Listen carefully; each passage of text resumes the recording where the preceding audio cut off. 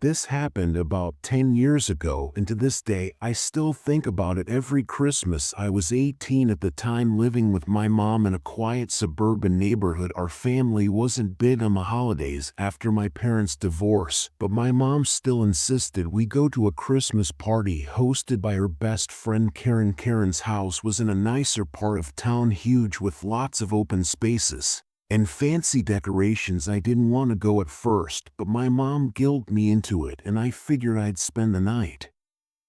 Scrolling on my phone, sneaking spiked punch when the adults weren't looking. The party was just like every suburban Christmas gathering, parents drinking and laughing, their kids running wild through the house. I remember drifting between conversations, eating finger foods, and trying to avoid small talk. Eventually, I settled into a spot in the living room, scrolling through social media while the noise of the party hummed around me. That's when I noticed him. At first, I thought he was one of Karen's guests, mid for average height, dressed in a black coat and slacks. What stood out was that he wasn't talking to anyone. He was standing near the fireplace holding an empty plastic cup, just watching. His eyes moved slowly over the room, studying people like he was looking for someone. I tried not to stare, but something about him unsettled me. He didn't have that easygoing, tipsy look most adults at the party, and he looked sharp, alert, and completely out of place. I glanced around to see if anyone else noticed him, but nobody seemed to, so I brushed it off as just one of Karen's weirder friends. About half an hour later, I was in the kitchen grabbing a soda when I noticed him again. This time he was standing just outside the sliding glass door that led to the backyard. The party was loud, but it was quiet outside, and he was silhouetted by the snow falling behind him. I felt my stomach drop. Why was he out there? He wasn't smoking and he wasn't talking to anyone. He was just standing in the snow, staring back into the house. I swear it felt like he was looking right at me. I quickly walked back into the living room, telling myself I was being paranoid. I even looked around for Karen to ask who he was, but I didn't see her. I tried to distract myself, chatting with some other teens near the staircase. That's when one of the younger kids, probably 6 or 7, came barreling down the stairs, laughing and shrieking in that way kids do when they're playing hide and seek. He dashed past us and then stopped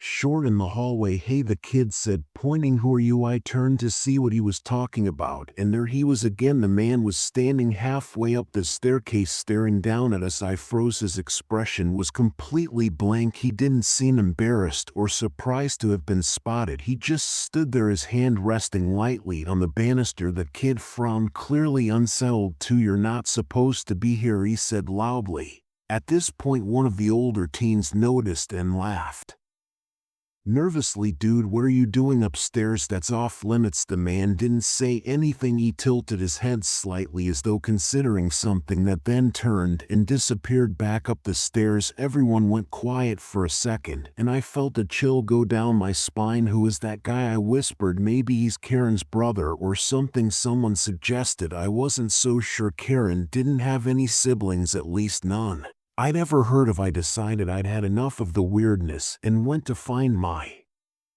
mom. I found her in the dining room chatting with Karen, who was refilling glasses of wine. I waited until I had her attention, then whispered, "Hey Mom, there's some creepy guy here. He was upstairs." Karen overheard me and frowned. "What guy?" I described him. "The black coat, the blank stare, the way he'd been standing on the stairs." Karen's face went pale. "There shouldn't be anyone upstairs. We only invited family and close friends." My mom tried to brush it off, saying maybe it was someone's husband or a plus one, but Karen shook her head. "I know everyone who's here tonight. No one fits that description." That's when Karen's husband Dan overheard us and got involved. "What's going on?" Karen quickly filled him in, and Dan didn't hesitate. "I'll check it out." He went up the stairs with a couple of other guys, leaving the rest of us waiting nervously at the bottom. Minutes passed, and I could hear doors opening and closing upstairs. Finally, Dan came back down looking irritated. "No one's up there," he said. "We checked Every room. Are you sure? I pressed, because I saw, and Dan shot me an annoyed look, clearly thinking I was imagining things. No one's up there, kid. Probably just some friend of a friend who wandered where he shouldn't. I wanted to argue, but my mom gave me a look that said drop it, so I did. For a while, everything seemed normal again. The party continued, and people started laughing and drinking like nothing happened. I tried to convince myself Dan was right. Maybe it really was someone's clueless plus one. Then about an hour later, one of the parents realized their little boy Ryan was missing. Panic set in. Immediately the party screeched to a halt as everyone started searching for Ryan. We checked every room, every closet, even the backyard, but he was gone. Karen was on the verge of tears, and someone finally called the police. It felt like hours, but it was probably only 20 minutes later when Ryan was found. He was in the basement. The door to the basement had been locked all night. Karen and Dan never used it, but someone had pry it open. Ryan was sitting at the bottom of the steps crying. When they asked him what happened, he kept saying, "The man told me to wait down here." "What man?" Karen asked, frantic. Ryan sniffled and replied, "The man in the black coat. He said he needed to find his family." My blood ran cold. The police arrived not long after. They searched the house and found the basement window open with footprints leading out into the snow. The cops said it was probably a drifter who'd snuck in, maybe hoping to steal something. But the weirdest part, nothing was missing. All I know was that Ryan was lucky. We all were, because whoever that man was, he had been inside the house for hours, blending in just enough to go unnoticed, watching us. To this day, I get sick to my stomach when I think about what could have happened if Ryan hadn't been found in time.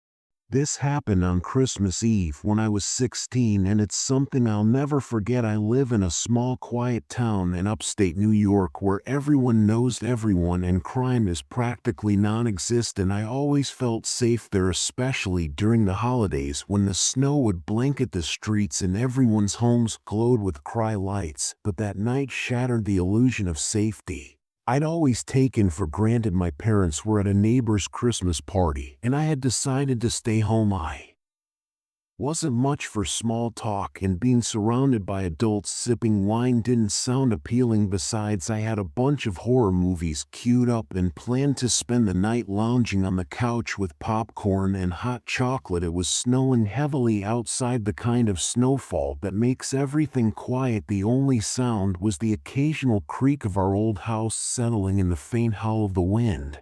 I turned off most of the lights, leaving the Christmas tree glowing softly in the living room. I loved the way it made everything feel cozy. Around 10 p.m.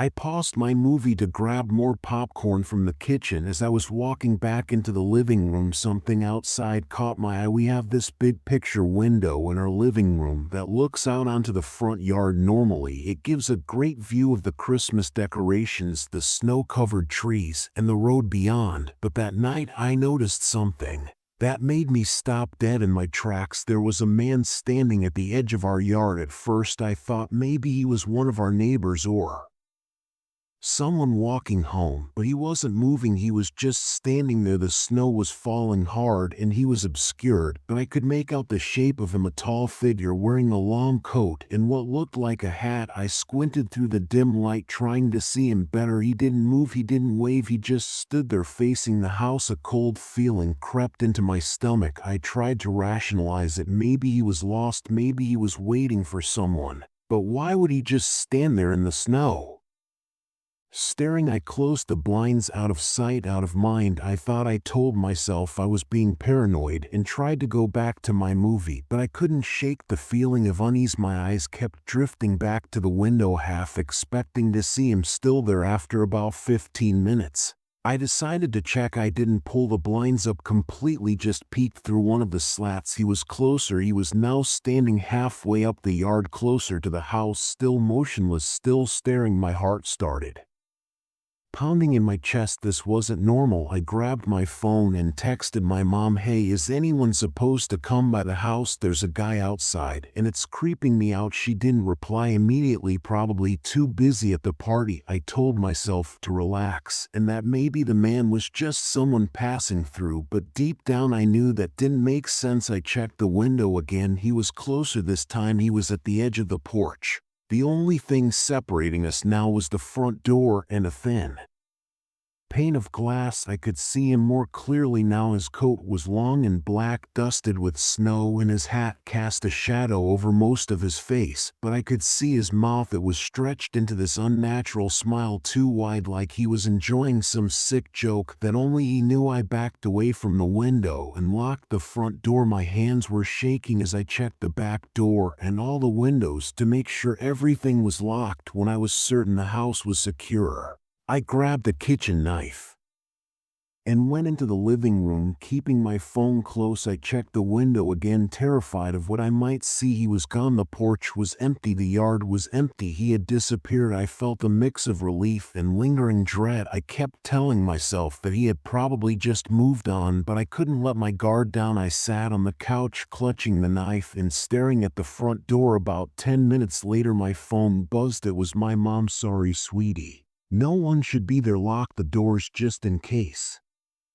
We'll be home soon." I started to type out a reply when I heard it tap, tap, tap. It was faint but clear, someone tapping on the living room window. My blood ran cold. Slowly, I turned my head toward the window. The blinds were still down, but I could see the faint outline of a figure standing right there on the other side of the glass. He was back. The tapping came again, louder this time. I couldn't breathe. I couldn't move. All I could do was stare at the window where the outline of the man loomed. Then I heard something even worse. The doorknob rattled. He was trying again. I snapped out of my paralysis and dialed 911 with trembling fingers. The operator answered, and I tried to keep my voice steady as I explained that someone was outside my house trying to get in. She told me to stay on the line and that officers were on their way. The tapping stopped. The doorknob went still for a few minutes. Everything was quiet, except for the sound of my breathing and the operator's calm voice in my ear. I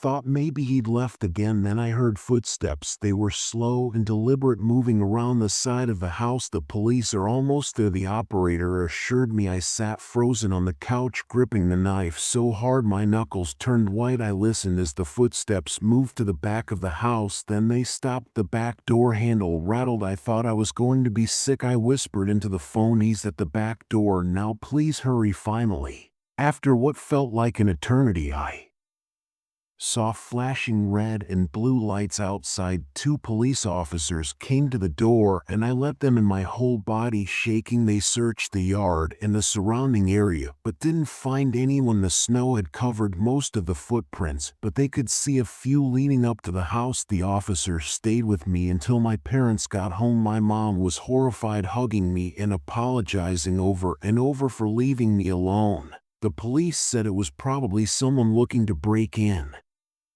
but that didn't make me feel any better. Burglars don't usually stand in the snow staring into windows. Burglars don't smile. I didn't sleep at all that night. Every time I closed my eyes, I saw that shadowy figure standing on the porch, grinning at me through the window. We never found out who he was. The police never caught anyone, and no similar incidents happened in our neighborhood. But every year when Christmas Eve rolls around, I can't help but stare at the living room window and wonder if he's out there somewhere watching, waiting.